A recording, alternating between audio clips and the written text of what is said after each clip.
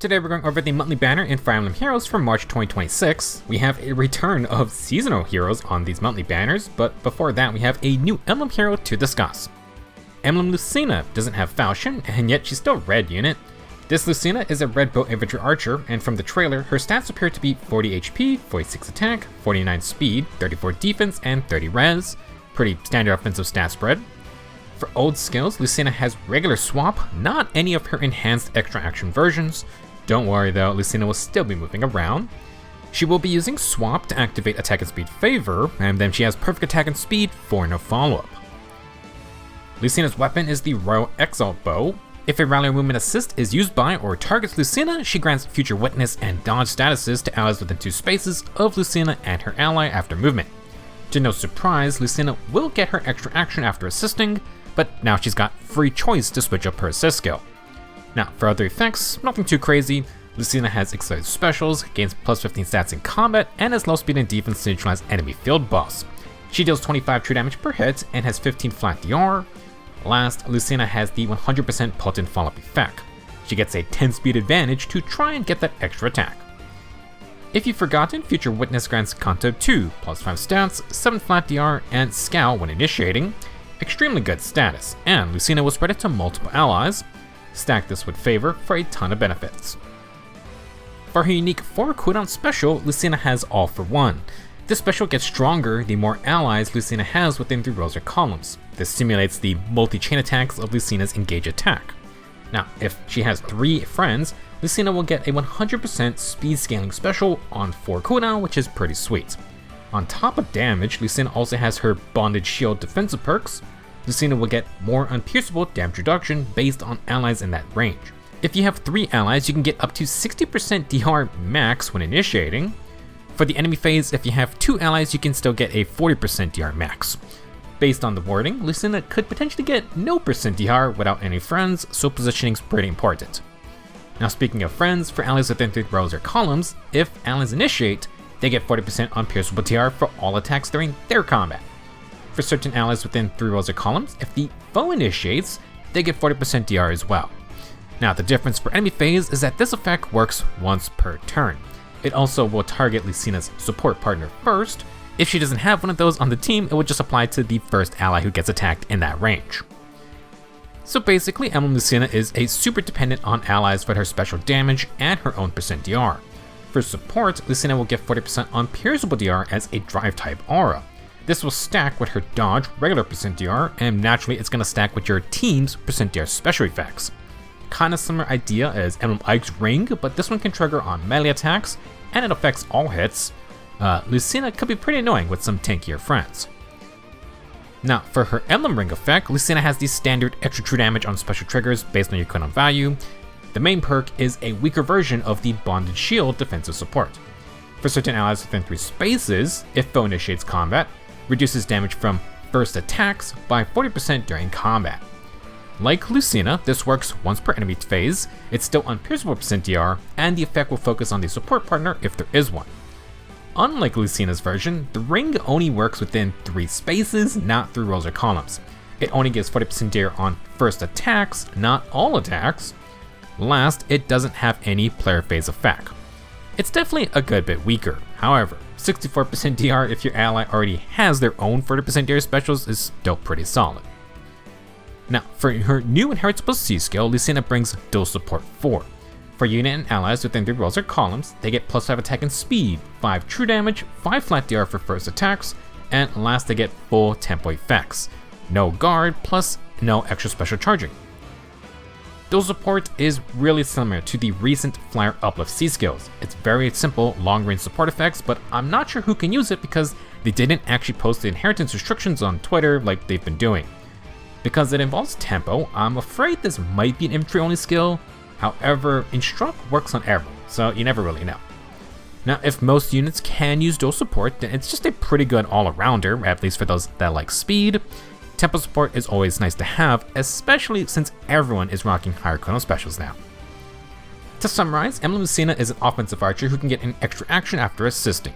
This will give her -1 cooldown from favor, among other stat buffs, and then you get the 50% piercing.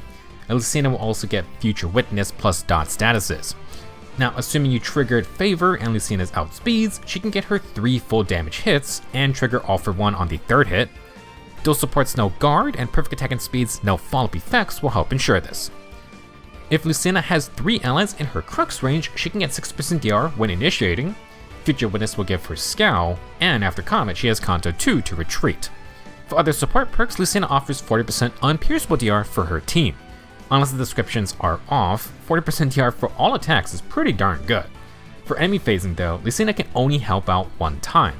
That might be an issue if you run into units like Legendary Elites often. All in all, Emblem Lucina seems potentially annoying on both phases, plus she can now run an assist skill other than swap. Kinda strange she didn't get swap gate, but I guess they didn't want to give too much good fodder due to Future Witness already passing out Kanto. Moving on, let's talk about the 11 other heroes on the banner. As mentioned earlier, seasonal heroes are back on the lineup. Red will have Emblem Lucina, Emblem Corrin, and New Year's Vali. Blue has Alfador, Alien Azura, and Duo New Year's Baldr/Holder. Green has Mythic Lyn, Mythic Vali, and New Year's Heimdallr.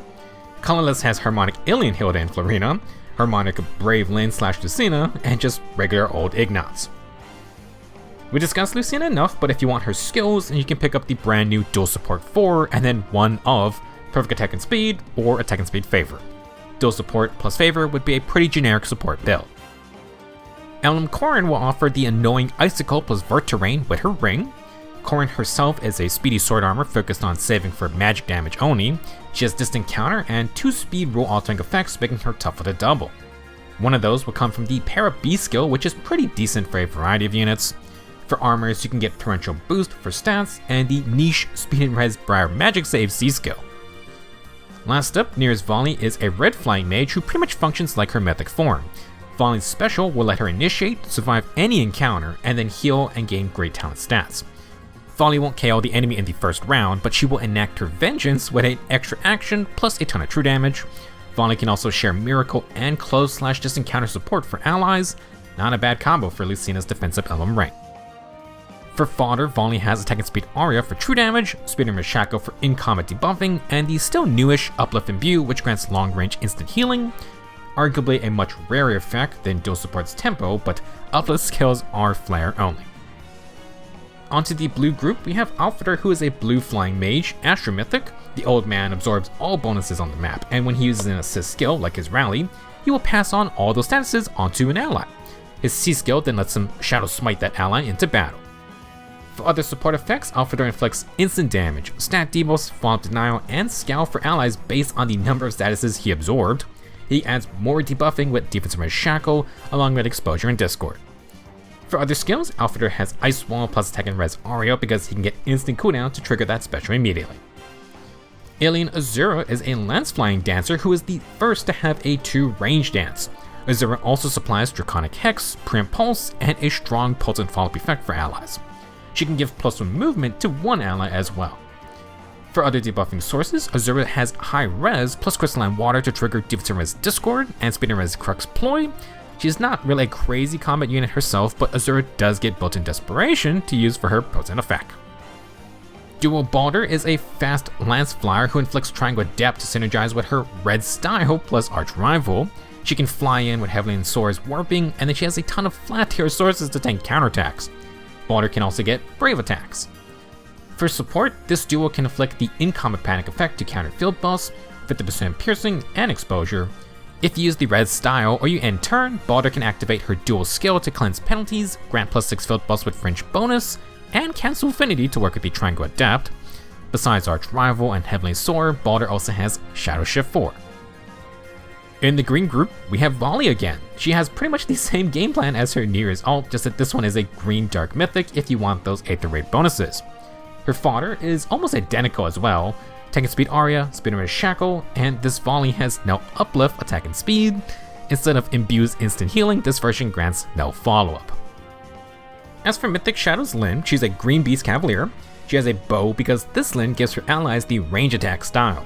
For other support perks, she's got Exposure, Speed and Defense Shackle, and 50% piercing. For her own combat, Lyn will have the 100% potent follow-up effect, and she can pre-charge Nimble Beast for her first hit.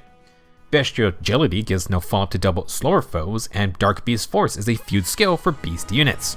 It also neutralizes debuffs and gives 5 true damage, but the feud part is quite valuable since I'm pretty sure that will work against negating Emblem Lucina's ring. Also, there are just so many other support drive type effects feud is great against. Third, we have Nir's Heimdallr, who's a green mage cavalier with a high attack and res. Like her mythic version, Foresight Snare can prevent enemy attacks for the first fight. Heimdallr can also inflict stall on grouped up foes if they have lower res.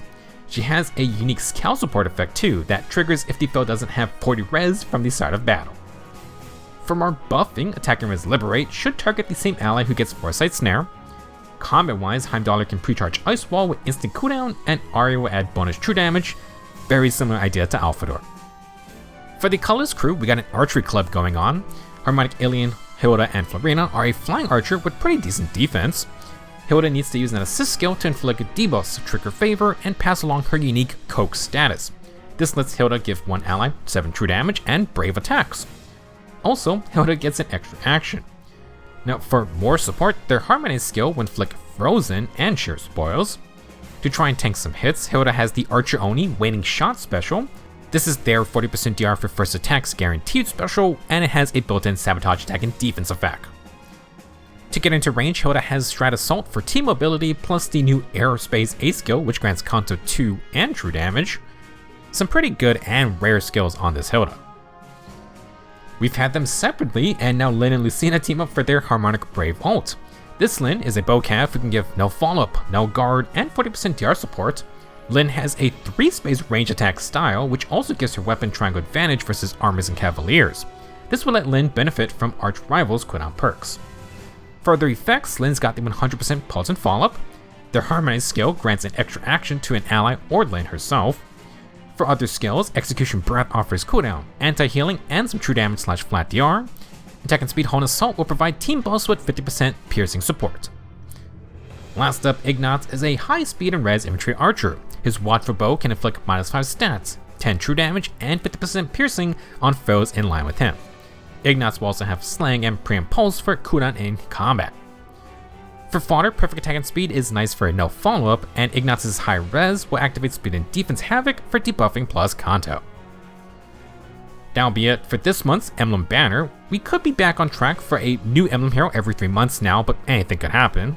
The return of seasonal units on these monthly banners is interesting. I'm not sure how that's going to affect stuff like the Double Special Heroes banners, but you may want to keep your eye out if you're going for seasonal reruns. These units came back pretty quickly. Good luck on your summons, thank you for watching, and I will see you in the next video.